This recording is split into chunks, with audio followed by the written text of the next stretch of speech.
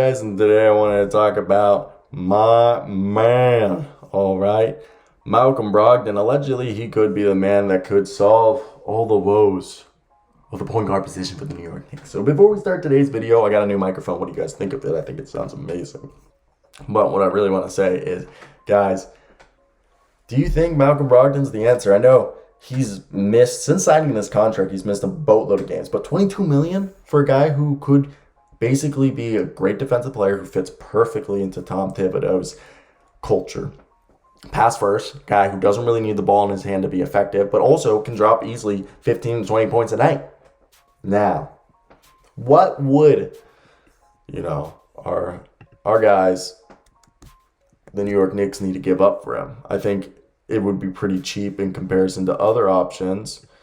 And he's on a decent contract that if it doesn't work out, they could go. Like, obviously, if they strike out on Jalen Brunson and Tyus Jones, I think that's when you go for the Malcolm Brogdon. Please don't make Malcolm Brogdon your first option. But if you strike out on Tyus Jones, Jalen Brunson, okay, Colin Sexton, if he's really somebody you're looking at, which I doubt that they're looking at Colin Sexton because he's not a defensive player. But Tyus Jones, Jalen Brunson, I believe, DeLon Wright are all guys they probably will be looking at. DeLon Wright's really not a starting point guard.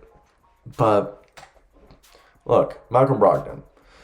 The Knicks want to be a solid, respectable team again. Specifically, they want to be a playoff team. And if they do strike out on those free agency I previously mentioned, I think the Pacers point guard, Malcolm Brogdon, the University of Virginia alumni, is a guy who averaged 19.1 points last year, 5.9 assists, 5.1 rebounds last season. I know he barely played, but he shot 44.8% from the field, 31.2% from three. Not the best, but he's a terrific free throw shooter, and he's 29 years old, and he's a guy who shot closer to 40% than 30% for the majority of his career.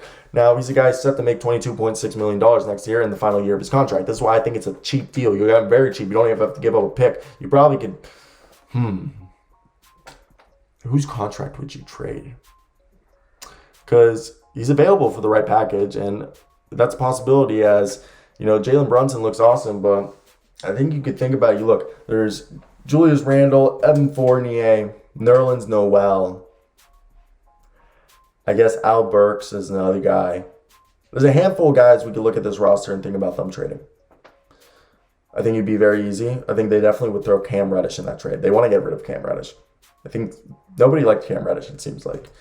So I want to hear your thoughts. If you're a Knicks fan, what would you do? I think it's definitely an interesting situation because he would be a great player for them to have. But again, this is also a New York Post by Marc Berman, so it's not the most reliable thing in the world, but hey, there could be worse. There could be worse. There really could be. But that's basically all my thoughts. Also, I want to know how many videos I just recorded because I'll be impressed with this is the fourth one. Okay, that's what I thought. But I think I screenshotted more things. But yeah, guys, if you guys did enjoy this video, let me hear your thoughts down below. We're going to hit the 4-minute marker. This isn't a long one. This is just a little Knicks video. I don't really talk about the Knicks. I watch the Knicks. I like the Knicks. But everybody else and their mother talks about the Knicks. So, who gives a fuck about my opinion about the Knicks? There are so many other people from New York who ride and die the Knicks like they're Spike Lee. I also think, only 2 Spike Lee movies are worth watching. Can I say that? I'm not saying he's a bad director. I just personally think they're just kind of niche. Kind of